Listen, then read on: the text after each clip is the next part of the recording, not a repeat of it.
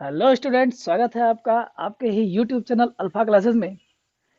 Differentiation के ठीक पिछले लेक्चर में अनंत श्रेणियों का योगफल का डिफरेंशिएशन या ये कह लो अनंत श्रेणियों का डिफरेंशिएशन ऑफ इन्फिनिटी सीरीज को कुछ क्वेश्चंस के जरिए समझे थे। उम्मीद करते हैं कि वो आपका प्रिपेयर हो गया होगा। आज का जो लेक्चर है, जैसा कि आप थंबनेल में पढ़कर आ चुके हैं, अस्पष्ट फलन और प्राचलिक समीकरण का अवकलन। तो इम्प्लिसिट फंक्शन और पैरामीट्रिक फंक्शन क्या है? तो इम्प्लिसिट फंक्शन की बात करें, अस्पष्ट फलन को कुछ इस तरह से समझ सकते हो कि x और y के रूप में y का कुछ एक ऐसा फलन दिया होता है कि डायरेक्ट आप dy बाई dx नहीं निकाल पाते हो। तो ऐसे केस में जो फलन बनता है उस फलन को y का स्पष्ट फलन कहते हैं। कैसे? कि जब x और y के रूप में एक ऐसी समीकरण मिल जाए जिससे कि तुरंत आप डायरेक्ट वहां से dy बाई dx नहीं निकाल सकते हैं, ऐसे समीकरणों को अस्पष्ट फलन कहते हैं। फॉर एग्जाम्पल, यहाँ पे एक दे दिया गया function x into Y equal to C. ऐसे फलनों को हम अस्पष्ट फलन कहते हैं, यानी कि x और y दोनों एक साथ है। ऐसे भी दे सकता है x square plus y square plus 2x plus 2y plus 5 equal to 0। D Y by D x निकालो। तो y और x के रूप में एक ऐसी समीकरण जिसमें कि तुरंत हम डायरेक्ट यहाँ से d Y by D x directly नहीं निकाल सकते, ऐसे फलनों को, और x के रूप में नहीं निकाल सकते, ऐसे फलनों को हम y का x के रूप में अस्पष्ट फलन कहते हैं। अगर डायरेक्ट निकाल सकते हैं तो उसे स्पष्ट फलन कहते हैं, जैसा कि अभी तक आप पढ़ते आए हो पिछले टॉपिक में। अब आते हैं प्राचलिक समीकरण की बात करते हैं। पैरामीटर क्या? तो ये था इम्प्लिसिट फंक्शन। अब आ जाएंगे पैरामेट्रिक इक्वेशन पर। तो पैरामेट्रिक जो इक्वेशन है वो क्या है? कभी कभी ये होता है x और y दो चर राशियों के बीच में एक तीसरी चर राशि घुस जाए। x और y के रूप में तो समीकरण है ही, एक तीसरी राशि है, t मान लो, थीटा मान लो, कुछ भी मान लो, के रूप में आ जाए। x बराबर t के रूप में, जैसे इस तरह से x जो है इस तरह से a t स्क्वायर है और y इक्वल टू क्या है 2a t है। अब यहां से आप देख रहे हो x t के रूप में y, तो x और y दो चर राशियां तो है ही, तीसरा एक t आ गया यहाँ पर, एक कांस्टेंट मान लो। तो ऐसी दशा में जब तीसरा चर राशि भी इनके बीच घुसे तो इस प्रकार के समीकरणों को प्राचल समीकरण कहते हैं। क्या कहते हैं? प्राचल समीकरण। ऐसे में d Y by D x निकालने के लिए आप क्या करते हो, y का डिफरेंशिएशन t के रेस्पेक्ट में कर लो और x का भी t के रेस्पेक्ट में कर लो, बस डिवाइड कर दो। y के डिफरेंशिएशन को यहाँ x के डिफरेंशिएशन से डिवाइड कर दो, ये पलट करके ऊपर आ जाएगा और automatic d Y by D x बन जाता है।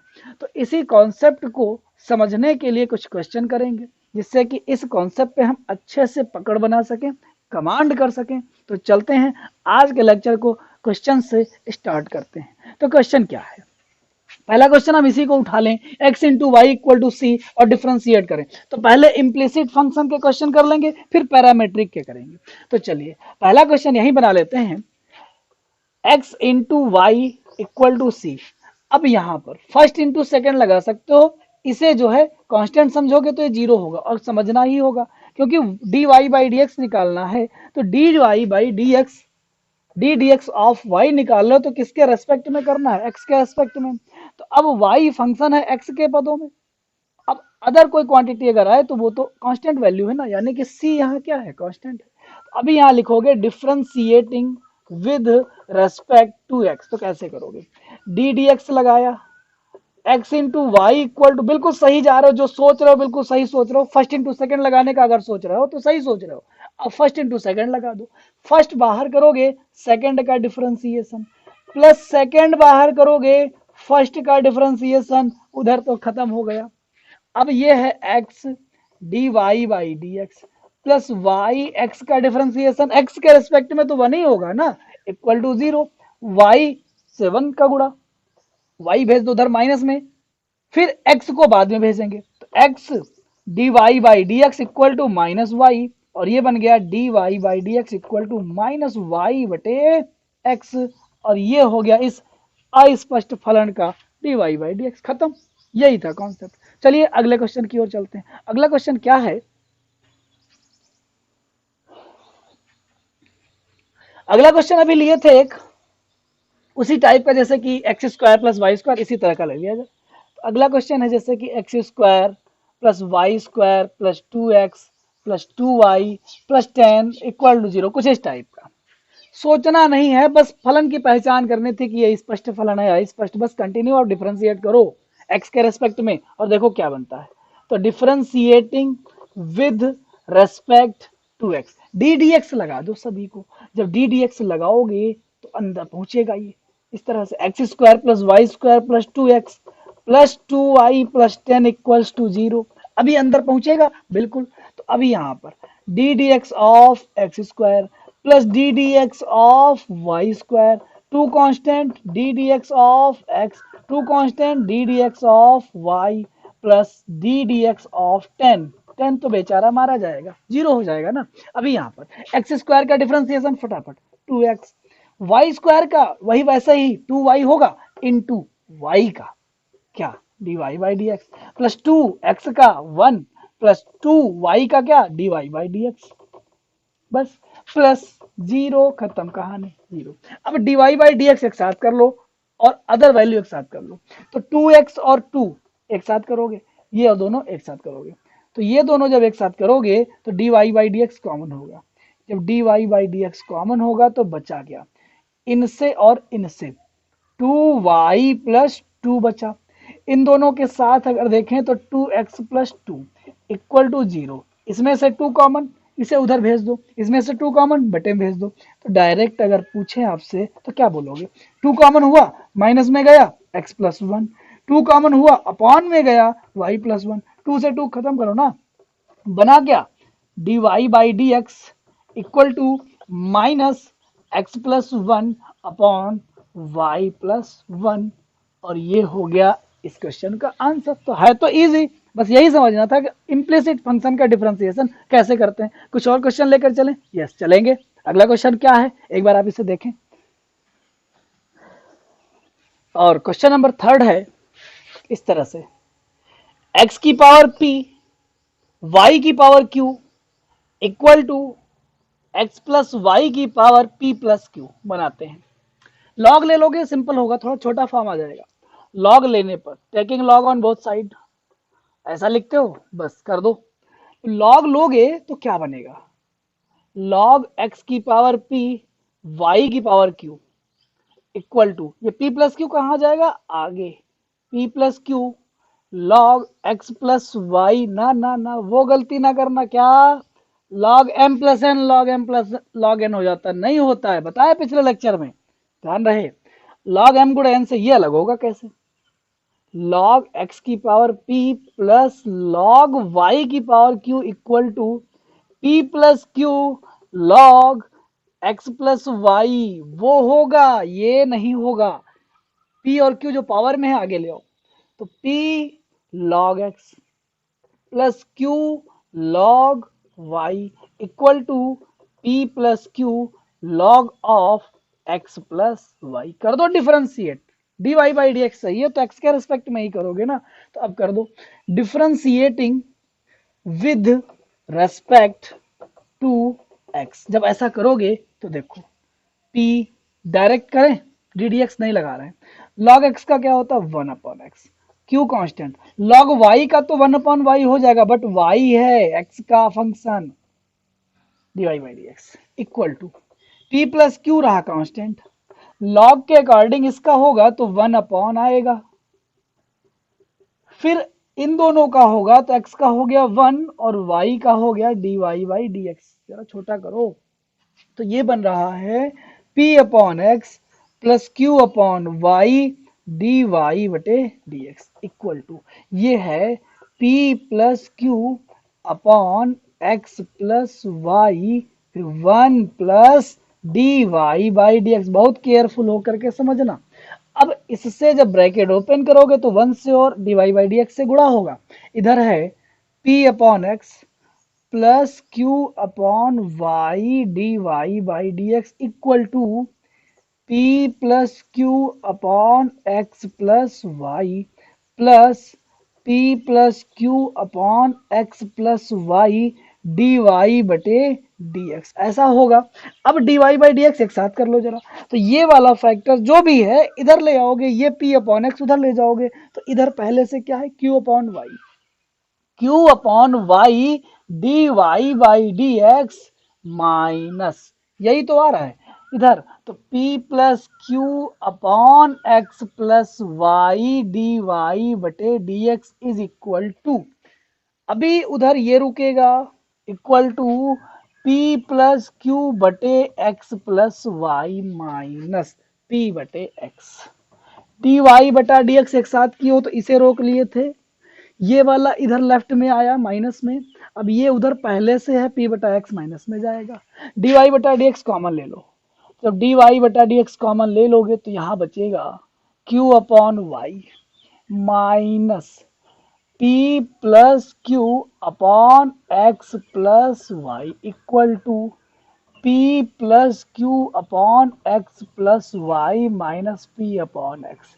अब क्या करना है, इन दोनों बड़े ब्रैकेट में एलसीएम ले लो, देखो d Y by D x differentiate होकर के तो निकाल ली हो, अब क्या करना, आंसर को छोटा ही तो बनाना है, तो चलिए छोटा बनाते हैं, इसमें ले लो एलसीएम, उसमें भी ले लो एलसीएम, जरा सॉल्व करो, तो D Y by D x, यहाँ आ गया वाई एक्स प्लस वाई, इधर बनेगा q x plus q y minus P y minus q y, ठीक है, इक्वल टू एलसीएम इधर भी हो जाएगा x into x plus y, बनेगा क्या p x plus q x minus p x minus P Y, ऐसे में दोनों तरफ के जो बटे में एक्स प्लस वाई कट जाएगा, इसके अंश में ध्यान से देखें तो क्यू वाई से क्यू वाई और इधर पी एक्स से पी एक्स कटेगा, बचा क्या जरा लिख लें एक बार, तो D Y by D x यहाँ बच गया q x minus P Y upon y equal to यहाँ बच गया क्यू एक्स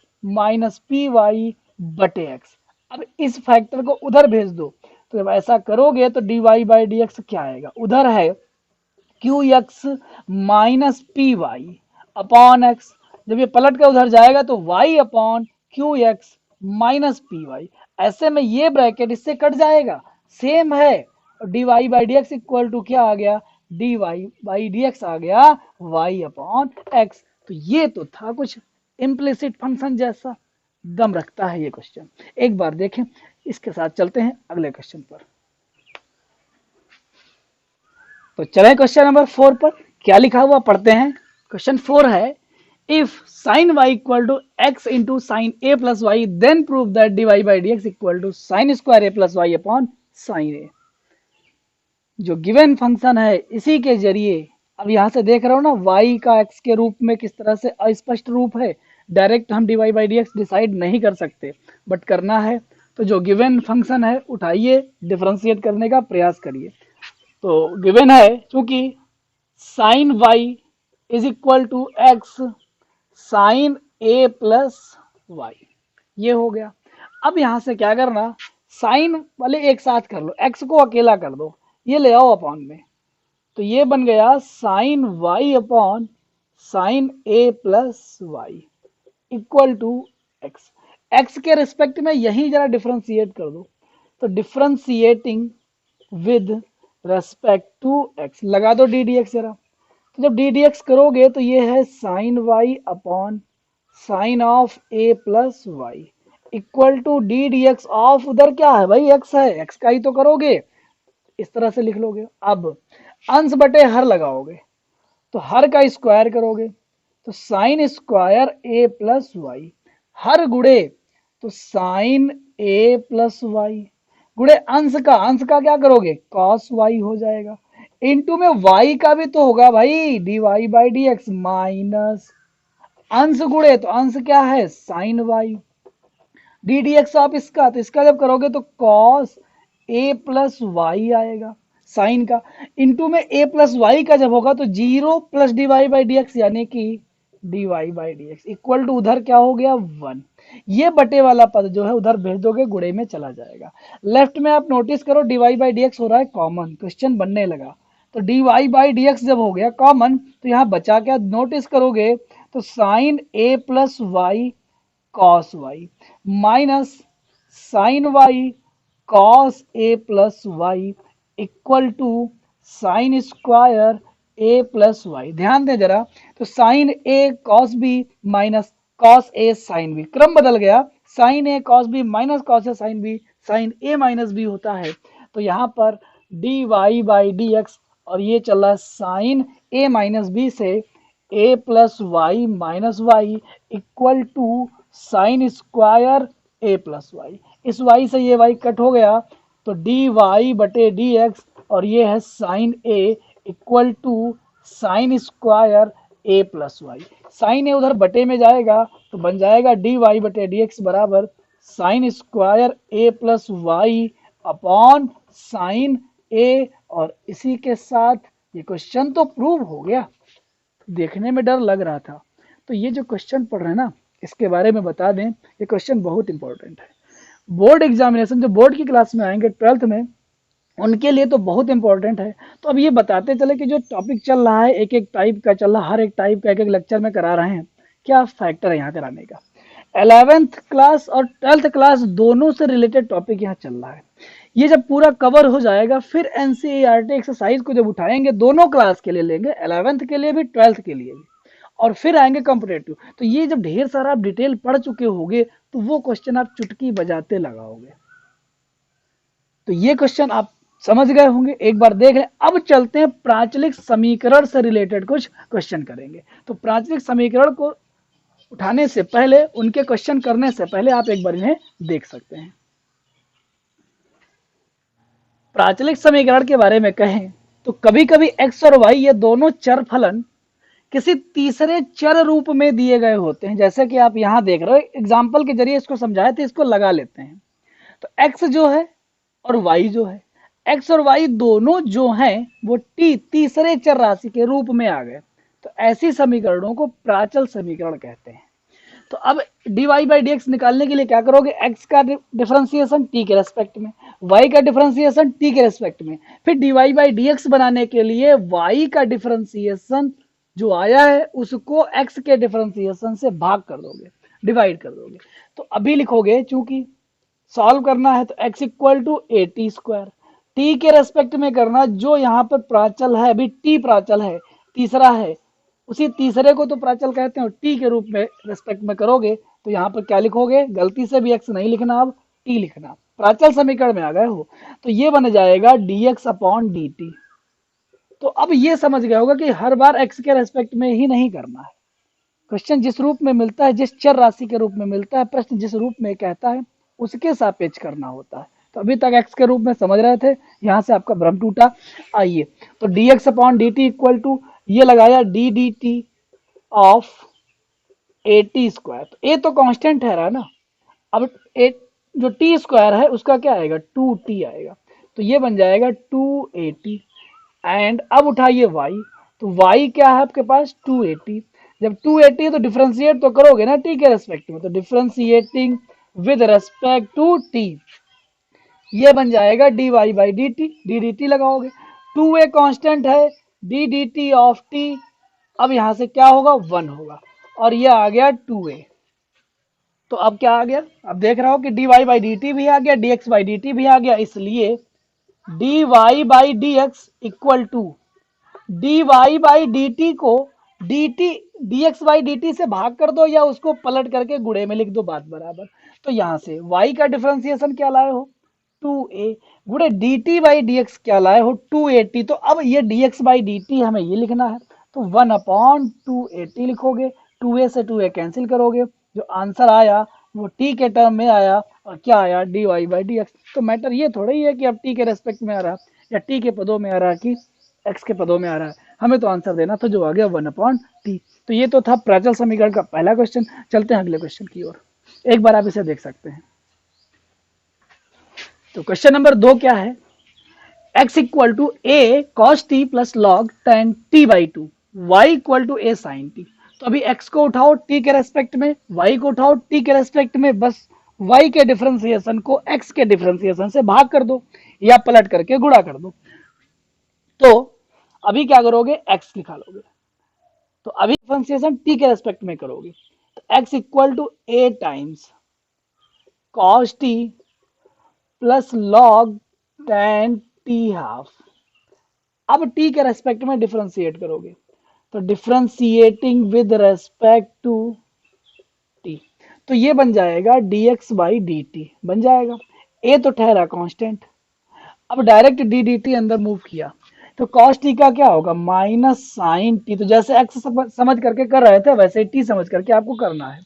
प्लस अभी लॉग एक्स समझोगे या लॉग टी समझोगे तो 1/10 टी बाई टू आएगा, इंटू टेन का आएगा sec square T by two, into t by two का आएगा 1/2। ये सब टी के रेस्पेक्ट में हो रहा था।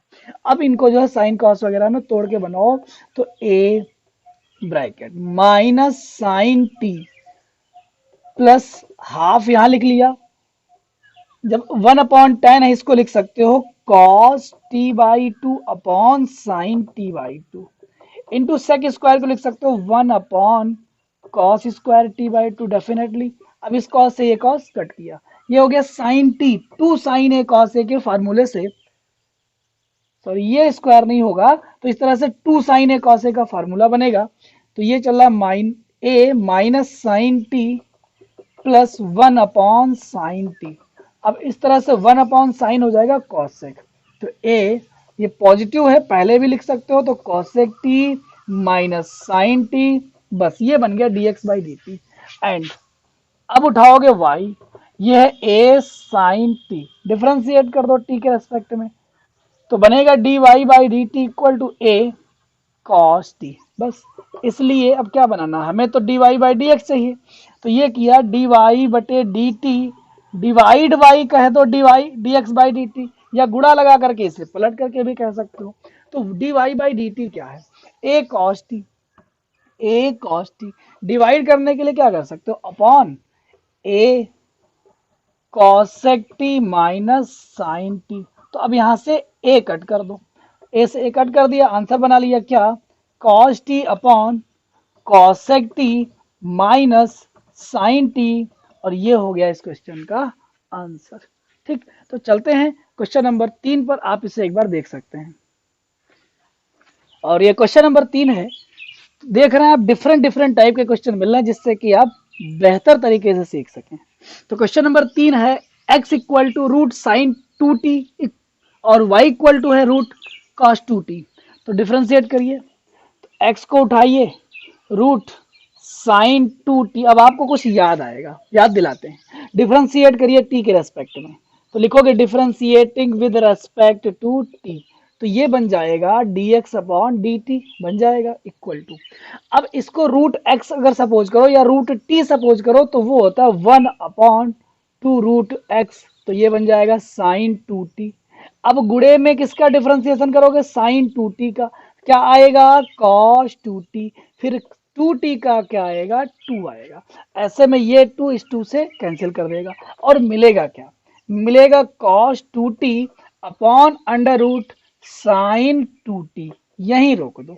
एंड अब उठाइए y equal to under root cos two t, differentiate कर दो t के रेस्पेक्ट में, तो differentiating with respect to t, तो ये क्या बनेगा बन जाएगा D y upon d t, और ये है ऐसा, तो फिर वैसा ही तो बिहेव होगा जैसा इसका हुआ है, तो रूट के according 1/2 root cos two t, अब कॉस का जब करोगे तो माइनस साइन टू टी, और टू टी का क्या टू टी का आएगा टू, और इस तरह से बन जाएगा, इस टू से ये टू कट कर दो, आ गया minus sine two T upon under root cos two T आ गया।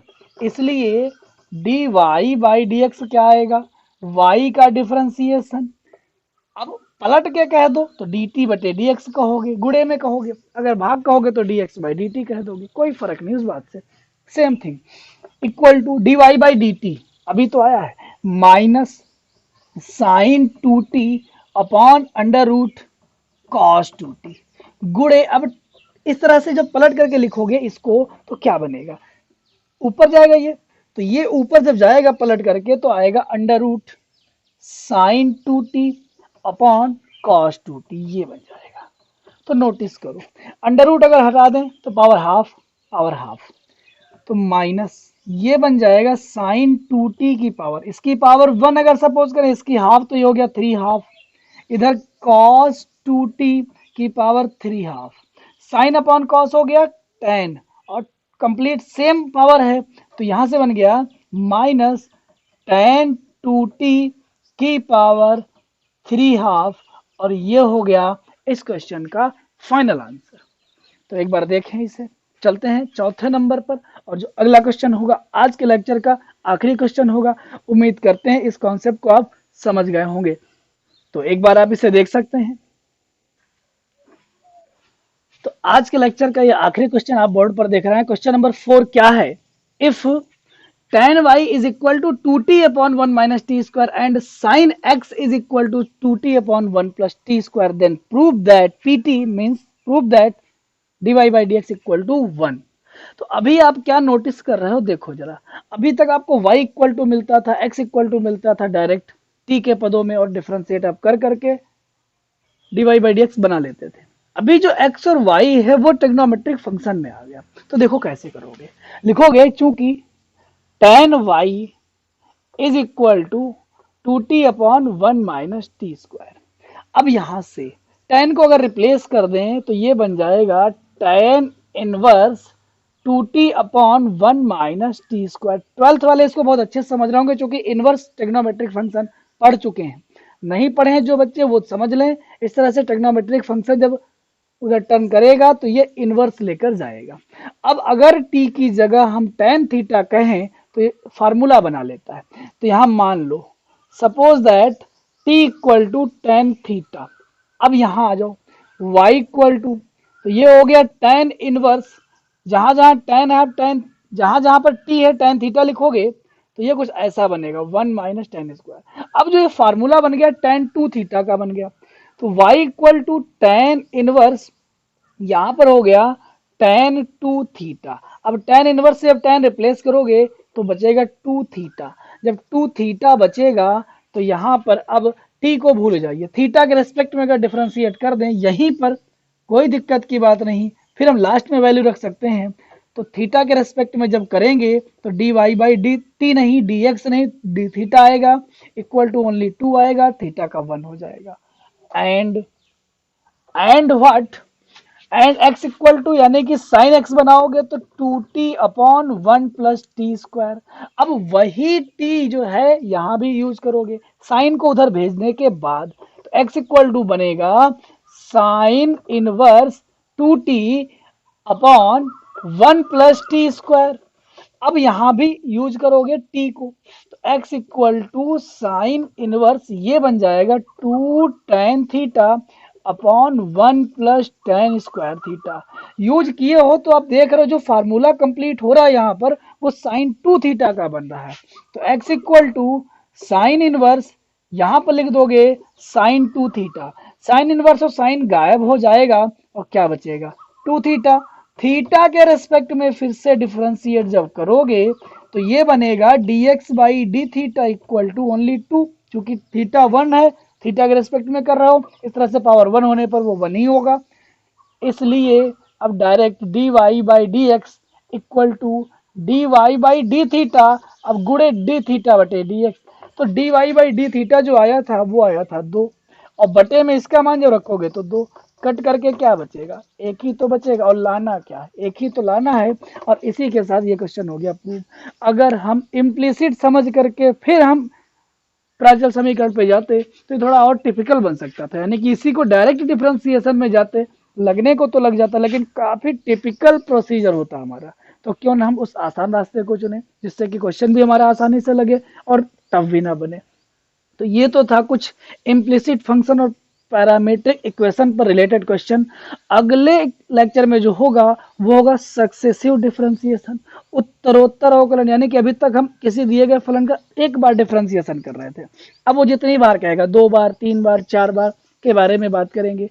फिर उसी के साथ साथ किसी एक फलन का दूसरे फलन के सापेक्ष जो है, अभी तक x के रेस्पेक्ट में, t के रेस्पेक्ट में, थीटा के रेस्पेक्ट में डिफरेंशिएशन कर रहे थे, सीख रहे थे, सीख भी गए।